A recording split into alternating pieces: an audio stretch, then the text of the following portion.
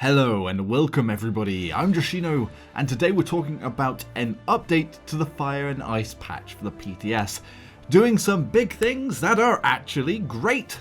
Pretty much fixing a lot of the things, or at least the imbalances, that a lot of people have picked up on, including myself making some videos on some of these certain things that are going to be changed. Be sure to let me know all of your thoughts on the changes as I go through the video in the comments section below. So the big one is a lot of Imani changes, the new champion hitting the realm.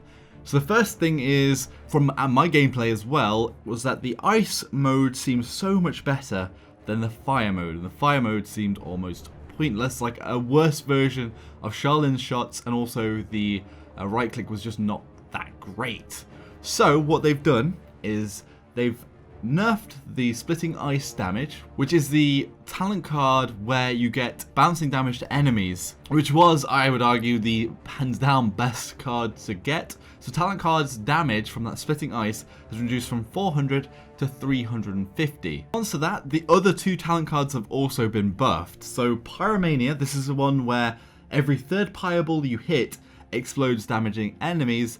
The damage fall off of that AoE, the area of effect blast, has been decreased, so you'll be doing more damage across the board to enemies further away from the one that you have hit. Plus, Mana Rift, the other talent card, which used to give you mana charge after standing still for 2 seconds, now will be 1 second.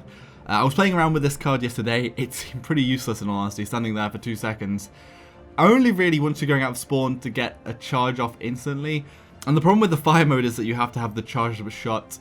Otherwise, there could be some oddness with firing off just single little bursts that do pretty much no damage anyway. So I think that's a good change. It'll make it more of an option, but still I don't know whether that will be a viable option.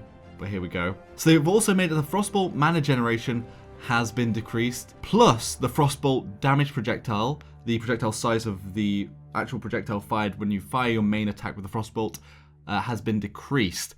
So A, it'll be harder to hit your shots with that Frostbolt, and B, it'll also be harder to get that double shot off as quickly as you could before. So the devs have said that with the frequency of clear cast, this is the refire when you get full mana, often after 3 shots you could kill most champions, giving 2,600 damage.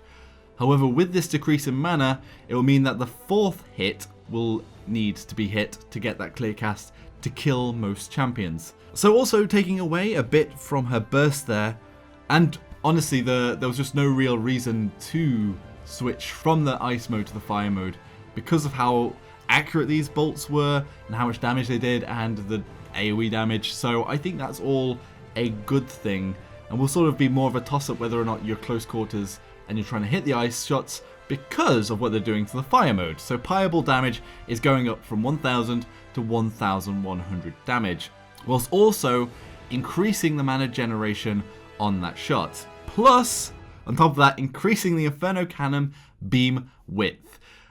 All 3 of these were very underpowered and pretty much underused in this patch. So I think these are all nice little touches to make the fire mode unique and something that you'd actually be switching in between the ice and the fire. Ice, close range, fire, long range, just to give that sort of depth to the champion. Probably the biggest problem with Imani at the moment on the public test server before this update goes live is how ridiculous the ultimate is and how it can pretty much wipe a team and is a surefire way to win a point. Almost. There are some counters to it, and if you have a good team that is falling back and doing damage to the Imani Dragon before it can get to you, you can take it down, but for the most part, it's going to wreck, and especially in casual games, it could be a problem going into 2.01. However, they have actually tweaked it here. So the Dragon's Call duration has been reduced from 30 to 25 seconds. So there's an extra 5 seconds off of that dragon's time up, which does mean that you'll probably have to do it closer to the point, whereas Imani's at the moment are sort of hiding towards your own spawn room. I myself like to go into the back lines of the enemy team, so they will never expect you there. But anyway, that's actually quite a big significant nerf to the dragon. Plus, the Frostfire Breath damage per tick is reduced from 190 to 170. It doesn't sound huge, but hopefully will be a little bit there. But yes, those are the 2 changes to the dragon. Personally, I think maybe the fire itself does have too long of a range. Maybe the dragon needs to get in closer to do the damage, and that might be able to sort of tilt the balance of it, being that champions could run away and do damage to it. And it'd still be a displacing ultimate, whilst also being an ultimate that doesn't just displace like a ticking time bomb. You are also chasing enemies like the Drogo's Punch, but might not be so powerful if it did have a little bit less of a range increase. But let's play around with this on the PTS when it comes out live anyway and see how this does change things up a bit. They have also buffed base the Frostfire Glide. This is their mobility ability. This is the sort of riding on an ice surfboard whilst rocketing yourself into the air, and that has gone from 2.5 seconds to 3 seconds. I do feel without the speed cards and the extra duration cards, the escape is pretty weak on its own, so I did think that it needed to be buffed up a little bit, but hopefully should just make the Imani feel more fun to play and be a bit more reactive in games. Next up is Koga. Koga's card in his deck, Guild Tactics, was changed from healing yourself when you killed an enemy to when you hit an enemy. What it meant was that Koga's with Dragon Fangs, this is a talent card that means your Dragon Stance no longer consumes energy. It meant that they could just spam the skewer and keep spamming it and getting your health back constantly. It was, especially at the start of the game, really crazily annoying to go against. It's a flip at whether it was overpowered or not. It did seem to be, because you could slash through whole corridors of players and heal back to full. However, Cauterize and also watching where the Koga goes and comes out of the slashes did kind of counter it out. But at the start of a game when a Koga can pick up some healing cards and this card, it was pretty crazy to go against. And I think the big thing here is it's annoying to go against spam. So what they've done is added an internal 5-second cooldown. So you can only really use it once as sort of a healing tool and escape if you really want to get all of that health back. So you can't be dashing in and spamming it. So I actually think it's quite interesting as a card now. As a bit of skill, you could get a big heal if you go through a load of enemies and then go back into your claws, which I will add, the claws being buffed with the range and also the extra damage on them, and also the skewer having extra damage, does make Koga much better in the Dragon Fangs Legendary and in Dragon Stance in general. So I think this was necessary just to touch them back a little bit, and I still think Koga is definitely one of the stronger flanked champions this time around in Paladins patch 2.01. If you want to let me know your thoughts on that one, but I think that's pretty much positive. Thumbs up from Joshino. So Dredge has also received a nerf, and this is in Crow's Nest. So the scaling has gone from 600 and an extra 200 distance, so you get knocked back at each level, to 500 base and 100 at each level. This is actually really significant in the fact that it's more of kind of like a smaller knockback and escape rather than the old crazy bonking jumps that UCS will get with some accelerant with the old legendary card. However, I still think that the cards that are Dredge's annoyance that make him something horrible to go against, not saying it's overpowered, is the Heave Away card, which gives your broadside the increase in the reload speed, which I think could be reworked because the Scuttle build feels so unfun to go against. But also broadside in general, but I'll be talking about that in another video coming either later today or tomorrow. Though at the very least, at least the reveals have gone from the Dredge's broadside in the patch, seeing as all reveals have gone too. But that was probably a needed patch for the Dredge, seeing as there's no cooldown on your broadside, so it's like having a poppy bomb all of the time pretty much, although there is a bit of a delay on it. Next up is Khan. So they sort of buffed the ultimate by mistake rather than nerfing it. They did add a skill element to it in that you needed to hit an enemy with it, but it's pretty much hit scan, so you just click on an enemy and then you grab them and you had the extra damage.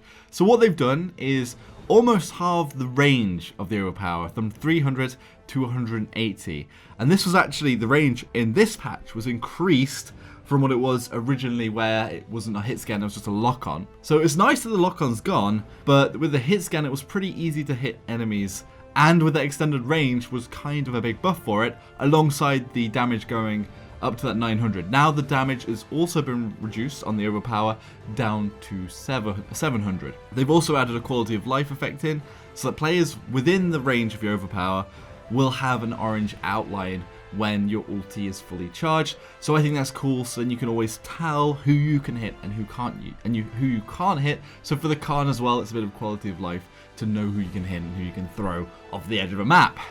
So I think that's relatively good, although it's a bit sad that the firing line Khan is rest in peace. However, I have been playing some of the damage Khan in the last patch, just for some fun, and damn does it seem to be powerful. Also seen a few pros run it in their streams too. Finally, Terminus has also had a change a lot of people were asking for, and that is with a power siphon cooldown going down from a 3-second cooldown down to a 1-second cooldown. Now the thing is, the reason why I think they implemented the cooldown in the first place is because of the cards they've added to the game to replace some of his other cards.